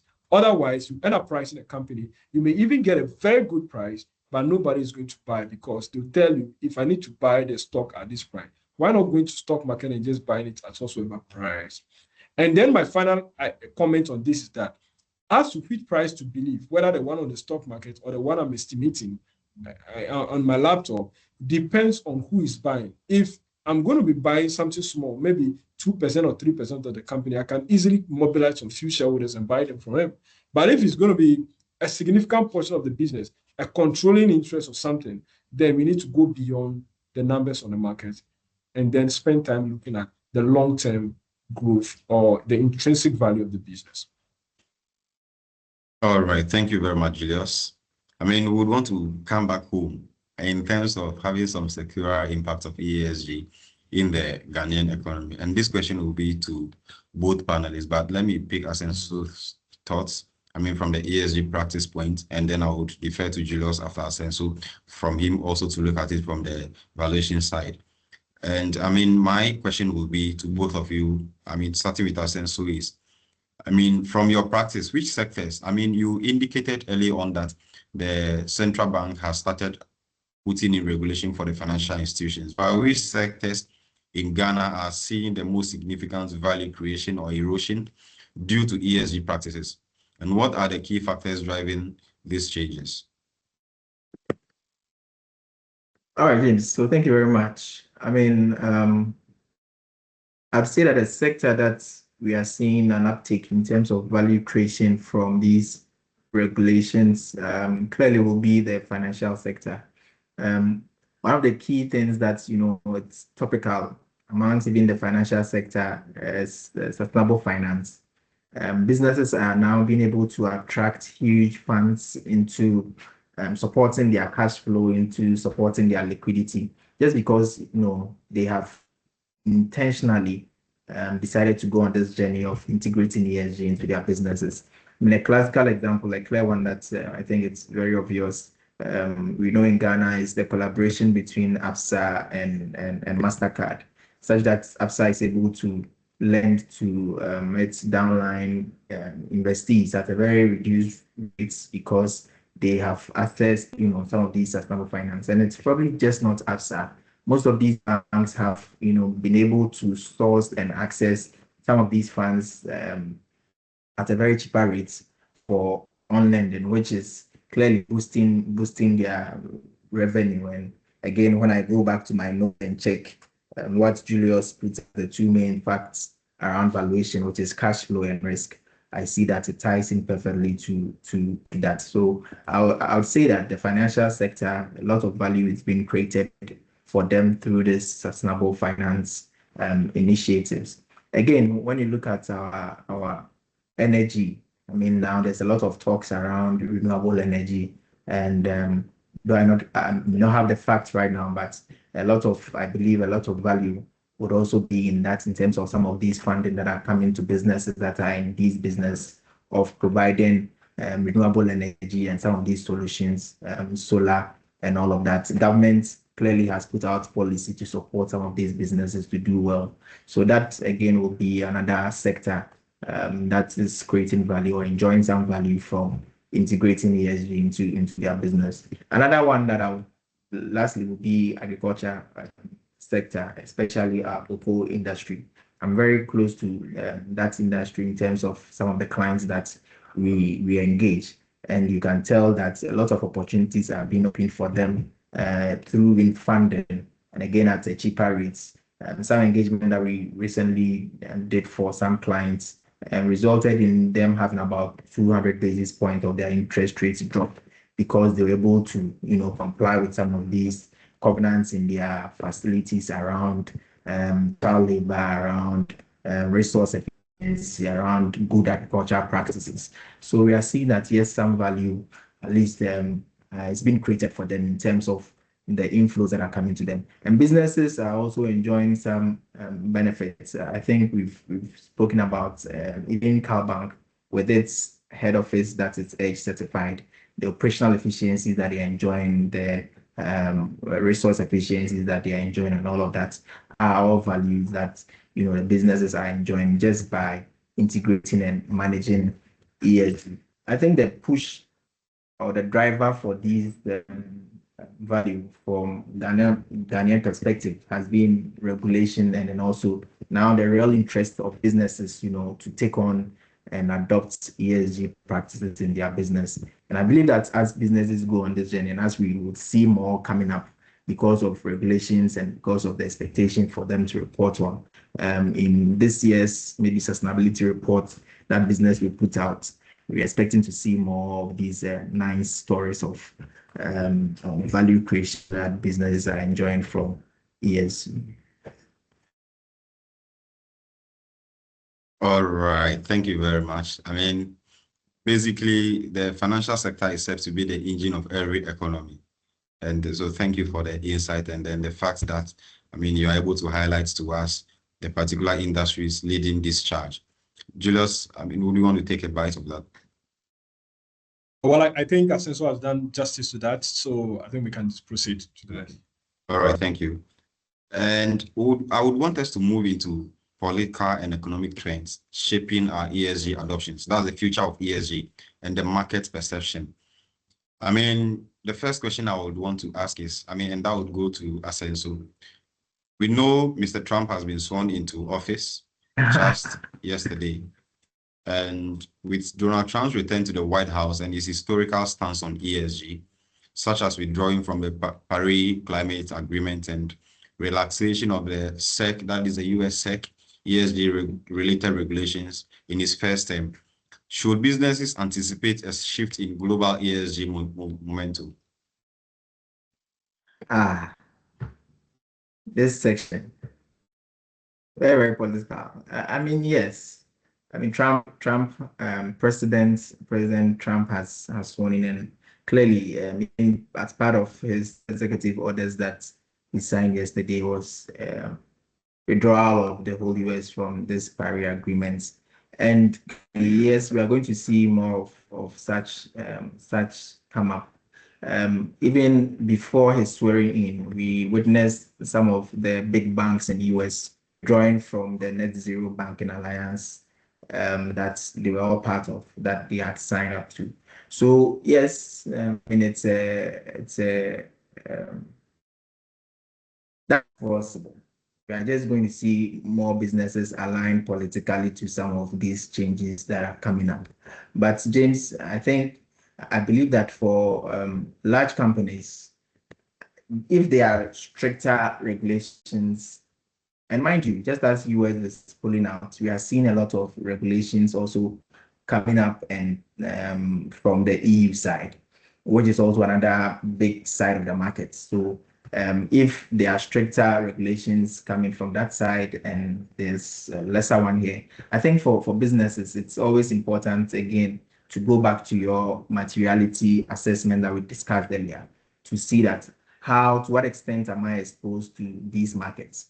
And if you assess that exposure, you should be able to advise on the key things that you take on. Yes, these things have come and will definitely impact even on some of the funding that we are seeing come through for ESG. But I think that as a business, we have seen from research, just as Julius mentioned, that there's real value in embedding this. And therefore, business will definitely do that assessment. And where the value point is, I believe that they would take the necessary action in terms of continuing.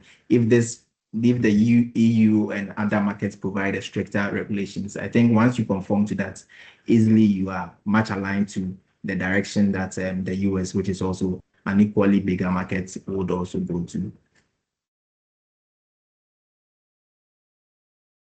All right, thank you very much. So the import I got from that is that as businesses, we should also be able to quantify how ESG relates to our sustainability, and then not just concentrate on the political wind as it blows. And then my next question to you before I defer to Julius.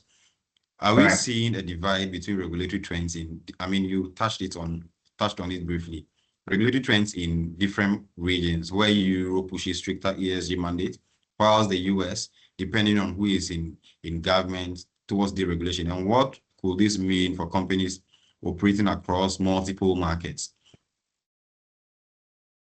Okay, so for business that's operating across multiple markets, unfortunately, that represents another level of complexity. And it's all risk management. Once you are aware of the complexity that this brings, we should be able to position ourselves to be able to address it well. The complexity is, unfortunately, if you have dealing with EU that is requiring you to comply with these things, and you are dealing with US that is asking you not to comply, you are in a good position if you are aligned with EU that you comply, because once you comply, clearly you have met at least the baseline requirements of US. The good thing about the US side is they are deregulating. So the regulations were there, but they are backing out and all of that. So I think with time, as these things form and they become clear to us, you will know how businesses would approach it. But again, it will always go back to your materiality, that what is my exposure to all of these? And given the complexity that this presents for me as a business, given that I deal with EU, I deal with the US market, how should I position myself and report accordingly to the stakeholders to meet their interest? So yes, the complexity is there, but with your materiality assessment, as you go about it again, you will be able to identify the risks and opportunities that these complexities present and be able to strategize accordingly.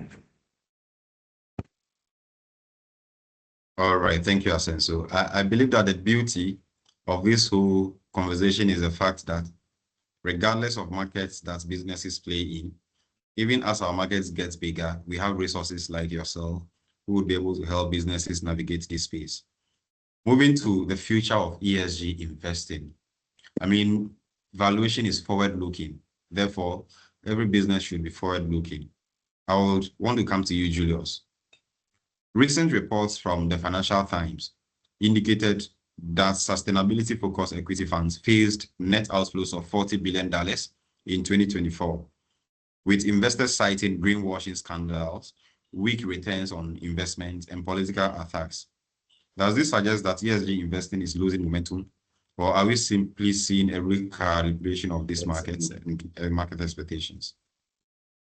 All right, thank you very much, James. Okay, so this big issue actually, several funds like BlackRock and all that are trying to move some of their funds from ESG, and that being some of the matters they highlighted. So if you look at it, the reported outflows from the sustainability-focused equity funds, and they raise important questions about the trajectory of ESG investing. So, however, rather than signaling a decline in the ESG important, this could also represent a recalibration of the market expectations, as investors tend to refine their approach to integrating ESG factors into their strategies. So when you look at the reasons you have given, the three reasons, which include the greenwashing scandals and all that, where, of course, investors have grown worried of funds and companies making exaggerated or misleading ESG claims, and also there's a highlight of the demand for greater transparency and accountability, right?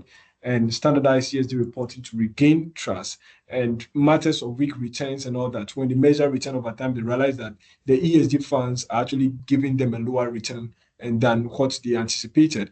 And then it raises concerns. Then the debate between the Republicans and the Democrats, and Donald Trump's victory and the implication for the world. Of course, so people also look at companies like Tesla.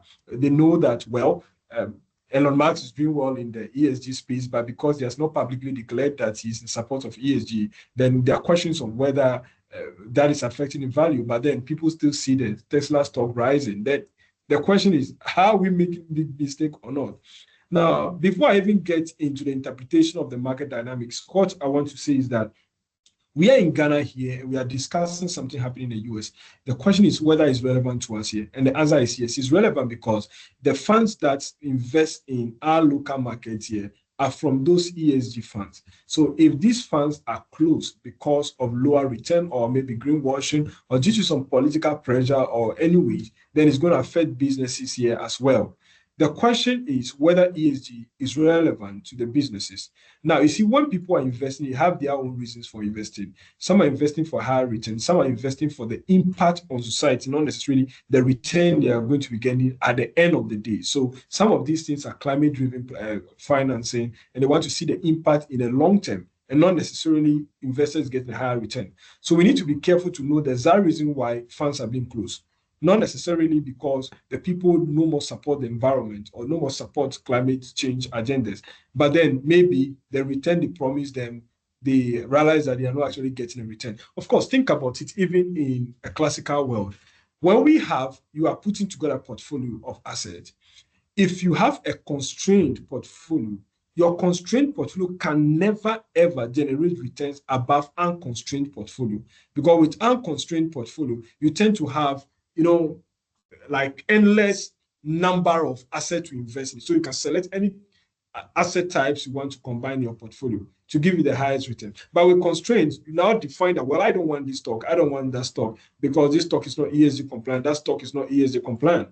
So the return issue may not happen actually in the short term, of course, as we can see, just that we are looking at the long-term value. So we need to understand the motivation of the investors when they are investing in ESG companies, so that when you're a company, you create a company and then you are looking for funding, you need to understand the motivation for investors who are giving you ESG funding, whether they are doing so because they want a higher return or whether they are doing so because they want to promote a certain social objective. All right, thank you, Julius. What I would want to do is that I have one more question, but I would want to take two questions from the chat box. After that, I will tie my last question to both of you into your concluding statement as well. So the first question, Julius, is from Olua. Please permit me to call your name Olua. I mean, in 1 minute, his question is, please, what do you mean by operating margin? All right, thank you. So when companies generate revenue, of course, they need to back out the cost they incur to generate the revenue. Okay, so to generate the revenue, you incur costs in buying even a material, or the cost you incur if it is a service you render, the cost you incur in rendering that service, and all other associated costs you incur in running the business, right? So when you take out those costs from the revenue generated, then what is left is what we call operating profit, the profit you've made. So margin is just to say what is left outside after you have taken out or the percentage of the revenue that is left after you've taken out your cost. So that is just margin. So when we say operating margin, we just mean that your revenue minus all those operating costs, all those costs you incur to generate the revenue.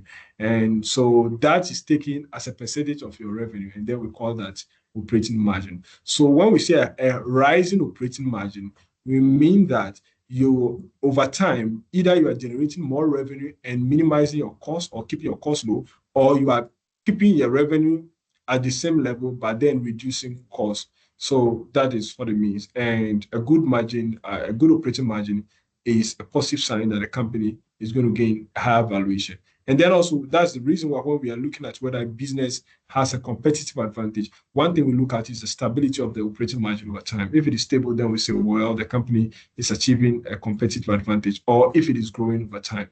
And the otherwise, or the opposite is also true for a competitive disadvantage. All right. Thank you very much, Julius. I would want to, Maranatha also has a question, but I would want Asenso to address that. And the question reads, a number of big companies in the US have recently discontinued or scaled down on their diversity, equity, and inclusion programs. That is the S in ESG. What does this signal for the importance that companies should attach to ESG issues, and are therefore their perception of the impact on valuation? Asenso.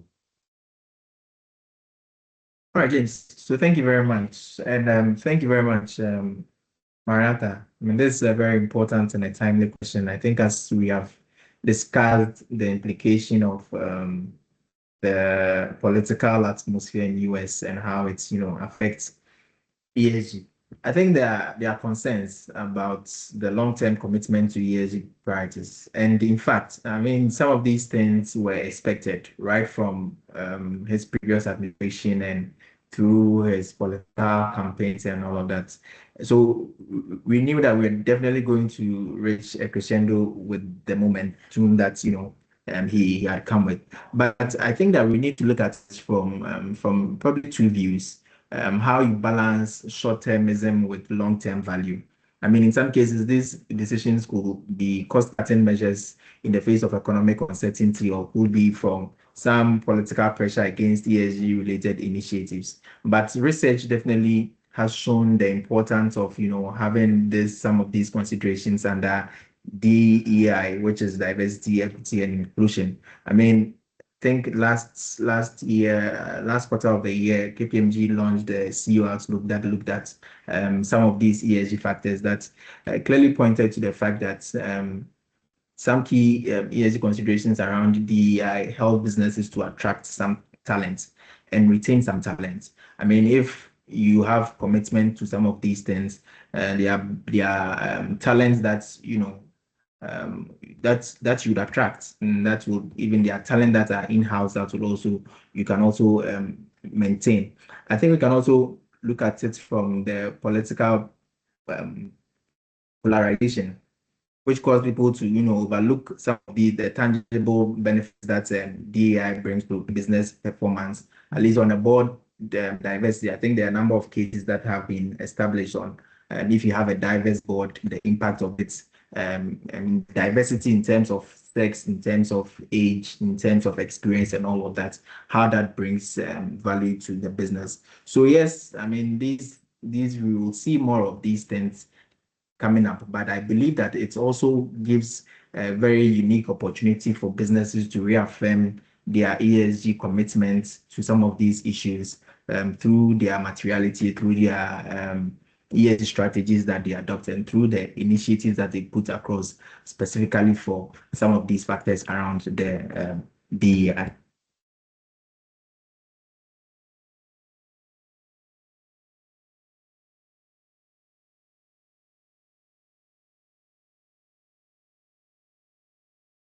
Hi, Asenso. Hello, James. Hello.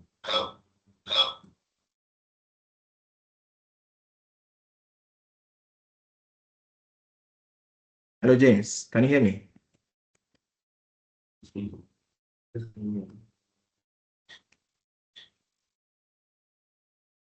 Okay, yeah, Bernard, please come in.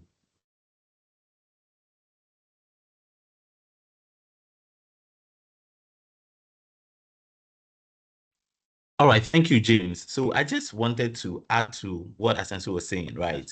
That in any case, we were meant to meet a crescendo at a point, right? With all the momentum that was pushing for ESG activities, and then with the political wind that's currently blowing, some of these changes, we all saw it coming. So it's not necessarily new. And then some of these companies that are scaling down on their ESG initiatives, it's mainly due to some political pressures that some of them are facing, right? But then when it comes to the impact on valuation, especially, there's still that investor scrutiny. And then as Sensu mentioned earlier, that if you go to Europe, ESG leadership is still something that is important for most of the investors over there. So some organizations can look at this as an opportunity to establish some sort of market leadership in some of these areas. For instance, inclusion and diversity. Do you understand? And then also, even when we look at the BlackRock situation, with BlackRock currently pulling out its membership from some of the climate initiatives and alliances, it's still confirmed that it has not changed its investment models. So if you look at the way they still assess investment, if you look at how they assess some of their target companies and their performance, the ESG factors still play a role. So it's important that for businesses, especially in this part of the world, who are trying to attract funding, you still keep to some of these initiatives that you have and not necessarily follow blindly or look at it from the perspective that, okay, there's a new political wind, so let me also just change with the trend. What that would cause in the longer term is that you're going to lose out on the impact of some of the initiatives you have even put in place in the past. And people are going to look at your organization with a different lens, right? Now, there are also some regulatory and legal risk and challenges that you would be exposed to.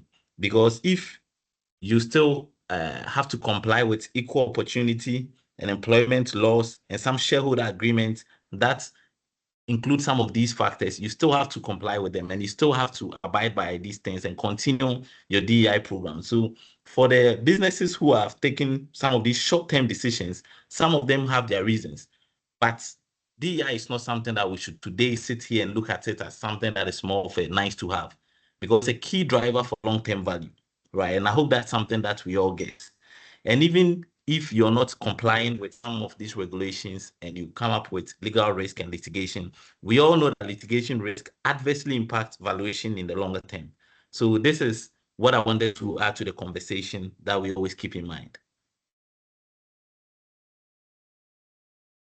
All right. Thank you very much, Bernard. It's always good to get insight. And I mean, thank you both for your insights on that question. And I would want to take concluding statements or concluding summaries from both Asenso and Julius. I mean, we all agree that it's been an enriching conversation, and we've all learned new things from both ESG and valuation perspectives and how these two sides of the business that we engage in interrelate. So in 2 minutes, Asenso, what will you say your concluding statement in all that you've said? If you can just give us a brief conclusion, words that we should take home with us. All right, sure, James. I mean, I think that, to conclude this, I would say that one, ESG has come to stay. Number two, ESG, we have seen from research, we have seen from practice that the value that it brings to businesses they are real. So for us on the call, I mean, I think a call to action for all of us would be that let's get acquainted with this. Let's learn more in our spaces, how that applies to us. In whatever small way that you are contributing to your business, let's look out for how that's, how we can embed or integrate ESG into whatever task, whatever activity that you are doing, and how you can support your business either through advisory role or through, some other means to get your business or your organization engaged about this topic, to discuss it, to set your strategy, to move it from strategy to action. And then with reporting and you continuously monitoring these things, I'm very optimistic that businesses, your business would also enjoy the value that ESG promises. Thank you very much, James. All right. Thank you. Thank you, Asenso. As I mentioned in my introduction, Asenso is a senior manager with our ESG and sustainability business line. So, I mean, I believe that in our line of duty, if we even need to cross-sell businesses, we can always defer to you to get insights even as we speak to clients. Julius, your concluding statements as we bring this to a close. Thank you, James. As I always say, all knowledge connects with all other knowledge, and the fun is in making the connections. Said by someone I really revere. Now, so when we started these discussions, and sometimes it's difficult putting or assigning values to qualitative factors that affect how people value businesses and also the perception of value in itself. And you can spend a whole year putting a value on something and someone will come with a different value altogether. So it's a matter of the argument you end up making at the end of the day. So we've shown how ESG could affect the valuation of a business. And then we've shown that, well, it could affect the valuation on a business on paper, so to speak, but then what you see on the market may not necessarily be. So we have a role to play. While we promote ESG, we also promote how we promote proper corporate reporting as seen through the lens of the capital market. And so shareholders are seeing the true value of whatsoever investment is being made in ESG. They are seeing it reflected. Sometimes there may be a lapse in the reflection of the value on the stock price, but then it's just a matter of time in some cases. That's the reason why ESG is long-term oriented rather than just a short-term initiative.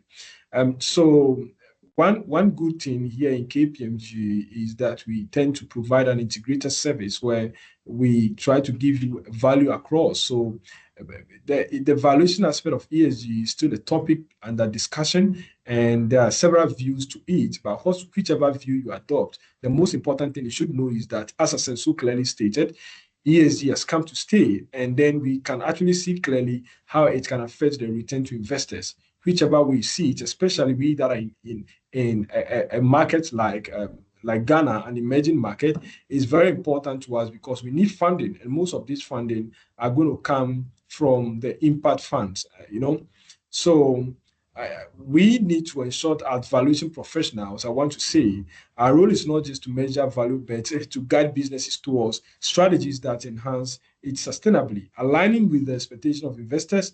We're talking about the regulators and the society at large. So let us actually continue to explore these intersections between the ESG and business valuation. And so we can foster a future where businesses strive, not just for few profit, but for people and the planet as well. So thank you for your attention. And I look forward to continue dialogue on how we can collectively drive value in a rapidly changing world. All right. Thank you very much, Julius. And thank you, Asensu, also. I would also want to take the opportunity to thank everyone that has made time out of our tight deadlines to be able to join this call and then make this an interesting conversation. I thank you, Bernard, and the rest of the team that also helped with working on this. And I would want to add before we go that with all the conversations that we've had, if you need any clarifications in any of the topics that was touched on, you can please reach out or be free to reach out to Asensu, Bernard, or the ESG team. The same way you can reach out to Julius, myself, or the deal advisory team. And then I believe that we'll be able to help you. Thank you very much and do have a good evening.